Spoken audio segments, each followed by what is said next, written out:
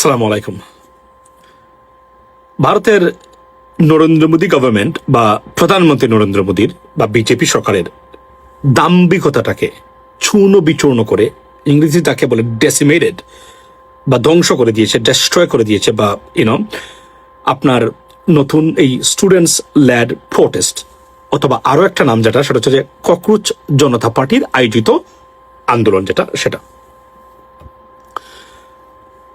এবং কেননা তারা দাম্ভিকতার সুরে বলতেন যখন স্টুডেন্টরা তার শিক্ষামন্ত্রীর দুর্নীতির কারণে বা ব্যর্থতার কারণে, অযোগ্যতার কারণে, ওই অর্থে উনি লেখাপড়া করা মানুষ ডেফিনেটলি ছিল, যখন বলেছিল তখন বলেছিলেন ভারতের প্রতিরক্ষা মন্ত্রী দাম্ভিকতা নিয়ে, এক প্রচন্ড গর্ব নিয়ে, এস যদি ওনার অফ ইন্ডিয়া, মানে এভাবে যে আমরা এই বিজেপি সরকার বা সরকারের মন্ত্রী কখনো পদত্যাগ করে না ভাইজান, দিস ইজ বিজেপি গভর্নমেন্ট। ঠিক যেভাবে শেখ হাসিনা বা তার মন্ত্রীরা বা আওয়ামী লীগের নেতৃবৃন্দ তখনকার সময় বলতেন আওয়ামী লীগকে ফেলে দিবে এমন মায়ের মানে ছেলের জন্ম হয় নাই বাংলাদেশে, বিএনপির আন্দোলনকে নিয়ে কটাক্ষ করতেন, বেগম খালেদা জিয়ার জেলে আছেন এটা নিয়ে কটাক্ষ করতেন, বর্তমান প্রধানমন্ত্রী তারেক রহমান সাহেব উনি যে বিদেশে আছেন, উনি পালিয়ে আছেন, উনি দণ্ডপ্রাপ্ত, এটা বলতো তারা বলে হাসি তামাশা করতো। সেই দম্বটাকে, দাম্ভিকতাকে চূর্ণ বিচূর্ণ করে জেনজি ল্যাড প্রোটেস্ট, মানে আমরা সবাই we are the part of it, আপনার এই ঘটনাটা ঘটেছে এ বিষয়ে। এবং বর্তমান ভারতীয় প্রধানমন্ত্রী বা বিজেপি গভর্নমেন্ট যেটা একসময় বলতো তারা যুগ যুগ ধরে ক্ষমতায় থাকবে, তারা যে ক্ষমতাচ্যুত হতে যাচ্ছে তারা বা ক্ষমতা থেকে চলে যাবেন, সেটা মোটামুটি কনফার্ম করে ফেলেছে এই ককরোচ জনতা পার্টি। এবং এই সরকারের আত্মিক মৃত্যু হয়েছে, physically government in the power. ঠিক exactly that happened to Awami League government when protest started, not this protest but previous যত প্রটেস্ট হয়েছিল সেই সময় থেকে, এটা আমরা বলতাম সবসময়। সো এই দাম্ভিকতার দুইটা মানে ভিডিও আপনারা কম্পেয়ার করে নেবেন। আব্দুর রাজ্জাক যেখানে শাপলা চত্বরের গণহত্যাকে উনি রেকটিফাই করে বলেছিলেন, যে বলা হয়েছিল আওয়ামী লীগ পড়ে যাবে, আমরা ক্লিন করে ফেলেছি রাতের আধারে, আওয়ামী লীগকে ফেলে দেওয়া তো দূরে থাক, একদম যারা করেছিল এটা ক্লিন হয়ে গেছে, মানে এই গণহত্যা, শাপলা চত্বরের গণহত্যার কথাই উনি বলছিলেন তখনকার সময়।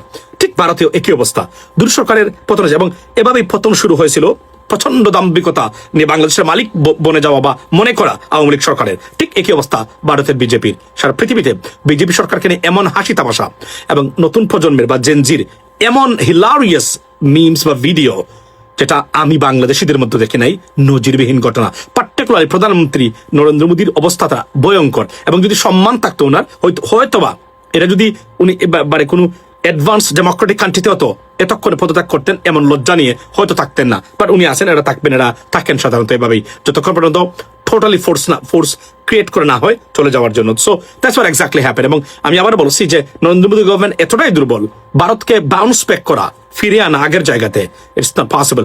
যতদিন উনি ক্ষমতা থাকবেন নরেন্দ্র মোদী গভর্নমেন্ট বা বিজেপি, ততদিন ভারতের প্রতিদিনই এই ক্যান্সার যেটা ধরেছে সেটার পচন মারাত্মক আকার হবে এবং ভারত সত্যিকার অর্থে মুখ থুবড়ে পড়বে, অর্থনীতি, রাজনীতি, বাকি যতটা আছে প্রত্যেকটা বিষয়। আব্দুর রাজ্জাক সাহেব তখনকার সময় কি বলেছিলেন একটু শুনেন। ওনার পতন নিয়ে যখন জিজ্ঞাসা করা হয়েছিল, উনি তখন শাপলা চত্বরের উদাহরণ দিয়েছিলেন, শুনেন একটু মনোযোগ দিয়ে।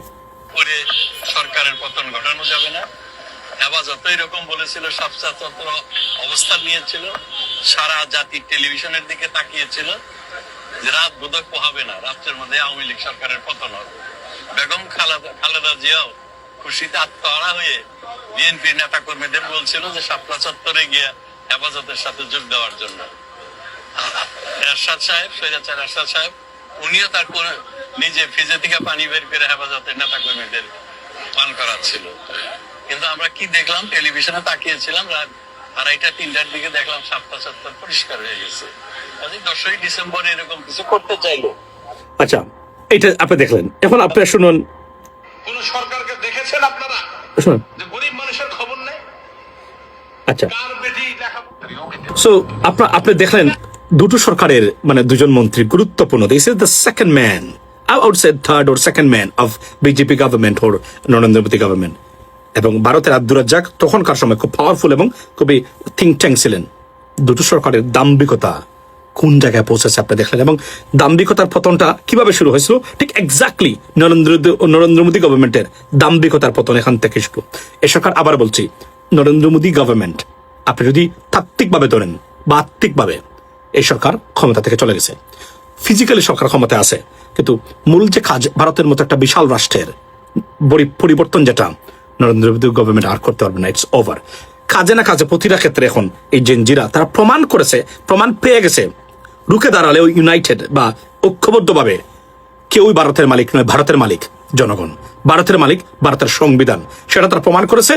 যা নরেন্দ্র মোদী গভর্নমেন্ট যারা বিশ্বাস করতো না, তারা মনে করতো এই ভারতীয় হিন্দু ন্যাশনালিজম হচ্ছে বা ন্যাশনালিটি যেটাকে তারা বোঝাচ্ছেন সেটাই মানে ভারতের মালিক, এখানে আর কারণেই এই দেশটাই তাদের, সেটা চূর্ণ বিচূর্ণ করে দিয়ে নতুন প্রজন্ম প্রমাণ করেছে ভারতের মালিক ভারতের জনগণ। ভারত থেকে কখনোই আপনার ভারতে থেকে এই ধরনের আপনার ফ্যাসিজম প্রতিষ্ঠা করা সম্ভব নয়। এবং তারা এই ভারতের প্রধানমন্ত্রী বা নরেন্দ্র মোদী গভর্নমেন্টের যে ধরনের চরিত্র হনন করেছে সারা পৃথিবীতে, এমন হাস্যরসের সৃষ্টি, এমন নোংরাভাবে এতটা স্যাম্বলিক কোনো গভর্নমেন্ট কখনো তার জেনজি থেকে ফেস করেছে পৃথিবীতে, এমন নজির অন্ততপক্ষে আমার জানা মতে নেই। That's what it is. পরে থাকবেন, let's see what happens next in India. বলে রাখি এখানে যে আপনার ফেসবুক বা সোশ্যাল মিডিয়া প্ল্যাটফর্মগুলোও মনে হচ্ছে নরেন্দ্র মোদী গভর্নমেন্টের বিরুদ্ধে যুদ্ধ ঘোষণা করেছে। ফেসবুক ভারতীয় প্রধানমন্ত্রীর পোস্টে রেস্ট্রিকশন দিয়েছে, জানিয়ে বর্তমানে তুলপাড় চলছে। Let's see what happens after that. আসসালামু আলাইকুম।